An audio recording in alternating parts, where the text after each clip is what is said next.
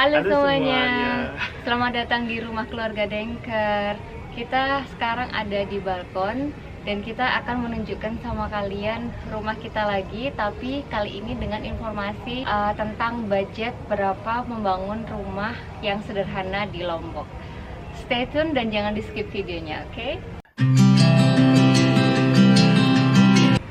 Ya, beberapa waktu yang lalu banyak DM dan komentar di Instagram serta YouTube tentang budget membangun rumah di Lombok. Dan kebetulan kalau kalian udah mengikuti video kita, kalian pasti tahu kita membangun rumah di Lombok. Sebenarnya konsepnya sederhana. Sebenarnya konsepnya hanya 32 kuadrat meter atau meter persegi dan ditambahkan setengah lantai, dan konsepnya itu seperti rumah mezanin ya. Kalian kalau misalnya belum lihat video home tour kita, bisa lihat di video di sini ya. Dan kalian di sana pasti tahu gambaran rumah kita gimana, dan hari ini kita akan spill berapa budget yang kita keluarkan untuk membangun rumah dari nol sampai selesai. Juga furniture di dalamnya ya, karena furniture itu yang menurut aku pribadi itu yang membuat rumah menjadi lebih nyaman dan lebih indah untuk ditinggali. Sebelum kita masuk ke pembahasan budget, mungkin ada baiknya aku informasikan ke kalian dulu background kita membangun rumah di Mataram atau di sekitar Mataram. Jadi dulu sebenarnya kita itu gak pengen tinggal di Mataram, teman-teman. Jadi kita tuh pengen tinggal di Kuta, Mandalika, dan kita udah beli rumah di sana. Kemudian kita udah plan setiap hari Pak Toto itu bikin plan tentang bangun container house di daerah Kuta. Kemudian kita punya budget juga untuk membangun rumah di sana. Berapa budgetnya waktu itu? Waktu itu budget kita adalah berpikir 30.000 euro, adalah 450 juta ya. Ya, 450 juta rupiah sekitar segitu. Nah, tapi terus ada minse, kemudian corona, kemudian kita pikir kayaknya lebih baik kita tinggal di wilayah Mataram dulu sambil lihat potensi nanti gimana sih di Kuta ke depannya gitu kan. Kemudian akhirnya dengan budget itu yang udah disebutin Pak Toto 30.000 euro itu, kita cari-cari rumah di sekitar Mataram atau di sekitar Lombok Barat, dan itu susah sekali ya, susah banget dapatnya, soalnya udah mahal banget gitu. Lalu akhirnya kita dapat penawaran untuk membeli rumah di BTN. Di BTN itu seperti perumahan gitu, sekitar 270 juta rupiah, dan itu udah 100 meter persegi tanahnya, kemudian plus 36 meter persegi luas bangunannya. Terus kita lihat, oh oke, lumayan juga, karena kita memang nggak pengen rumah yang terlalu besar ya, jadi kita pengennya minimalis aja gitu. Dulu 270 juta itu udah termasuk dari developer ya, itu udah termasuk kayak listrik, kemudian IMB, kemudian meteran air, pokoknya drainase semuanya gitu. Tapi kita nggak boleh bangun rumahnya sendiri, harus pakai kontraktornya dari developer gitu. Jadi per meter persegi yang kita bayar untuk kontraktor itu sebenarnya 3 juta rupiah ya. Jadi kalau misalnya kita nambah bangunan nih, misalnya kita mau nambah tingkat gitu ya, jadi itu kita nambah per meternya 3 juta rupiah. Kemudian akhirnya kita kita memutuskan untuk membangun setengah tingkat, jadi penambahannya sekitar 16 meter persegi yang mezanin ya, jadi setengah lantai, jadi ya 3 juta dikalikan 16 itu. Terus aku nambah juga untuk kantor, untuk gudang. Kemudian yang di sini yang aku perlu jelaskan adalah 3 hal ya. Jadi kalau kita pengen standar dari developer semuanya ya itu, jadi mereka punya standar cat, punya standar keramik, kemudian standar toilet, kemudian standar pagar, batu bata dan segala macam ya, punya standar segitu. Tapi kita juga bisa ganti gitu. Kita juga bisa, oh aku mau keramiknya beda, misalnya aku mau keramiknya warna lain. Nah, itu kita bisa dapetin uang kita kembaliannya. Jadi per meter persegi misalnya keramiknya harganya 55.000. Jadi berapa? 36 meter persegi dikali 50.000 itu, kemudian dibalikin uangnya, kita beli dengan uang kita sendiri, dengan uang yang kembalian itu, dan ditambah gitu. Jadi ada penambahan atau ada pergantian di situ. Misalnya kusen seperti yang kalian lihat di sini itu adalah kusen aluminium, dan standar dari developer adalah kusen kayu yang bukan jati gitu. Jadi kita takutnya nanti rayap lah atau apalah nggak awet gitu, jadi kita ganti kusennya menjadi kusen aluminium. Plus kayak standar listrik, instalasi listrik itu juga termasuk dari developer. Dan kita, jadi satu rumah ini cuma ada berapa Pak? 5 ya? 5 ya. 5 aja. Dan kita tuh mau rumah kita itu ada berapa, waktu itu kita hitung-hitung ada 32 atau 34.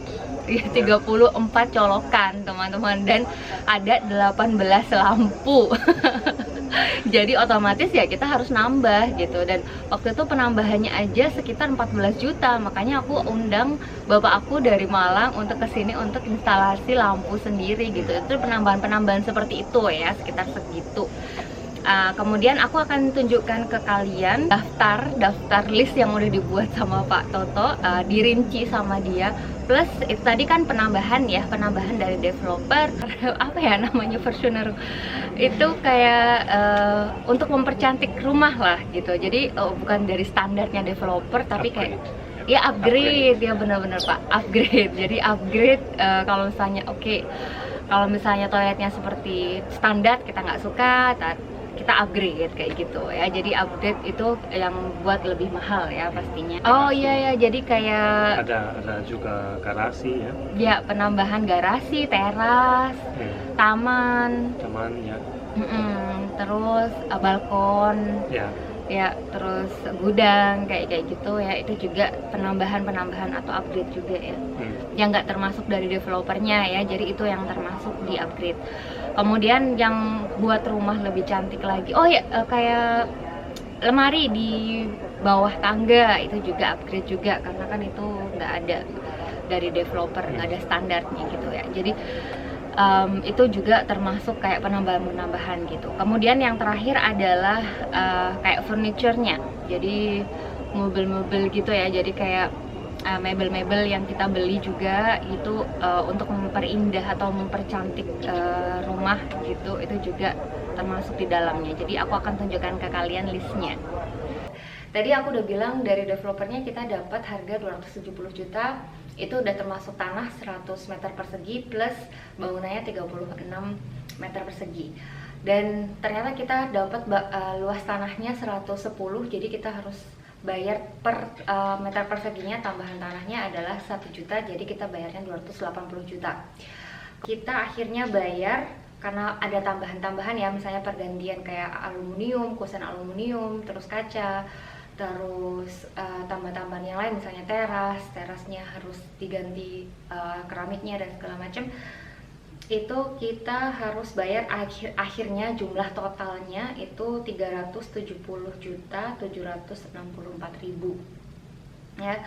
Kemudian upgrade kayak misalnya garasi, kemudian upgrade yang udah aku sebutkan tadi, itu akhirnya total akhirnya adalah 59.96.378.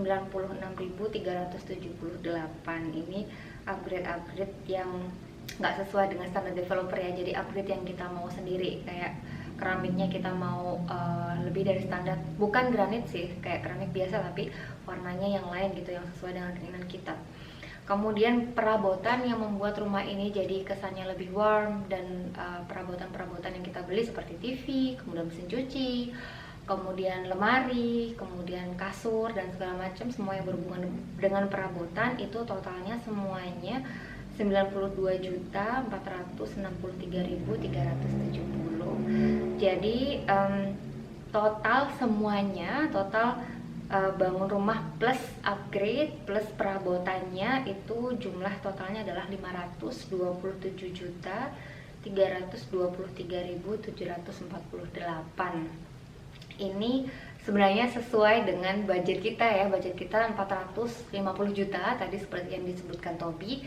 Tapi karena itu budget tidak termasuk dengan perabotan gitu. Perabotan sebenarnya ada tambahan sendiri. Jadi perabotan kalau misalnya ditambahkan dengan perabotan, budget kita 450 juta, itu perabotannya ya kurang lebih sekitar 67 sampai 75 juta yang sebenarnya pas gitu dengan budget kita. Oke teman-teman, terima kasih sudah nonton video ini. Oke. Kalau kalian ada pertanyaan tentang rumah, tentang budget bangun rumah, atau tentang investasi di Lombok, misalnya investasi untuk beli tanah dan rumah, atau tentang prenup atau tentang postnup dengan partner kalian orang asing, kalian bisa tulis di kolom komentar atau bisa follow Instagram kami, Keluarga Denker. Jangan lupa pantengin video kita yang lain dan sampai ketemu di video selanjutnya teman-teman. Terima kasih, thank you for watching. Terima kasih. Cheers. Jangan lupa like sama subscribe. Dadah. Dadah.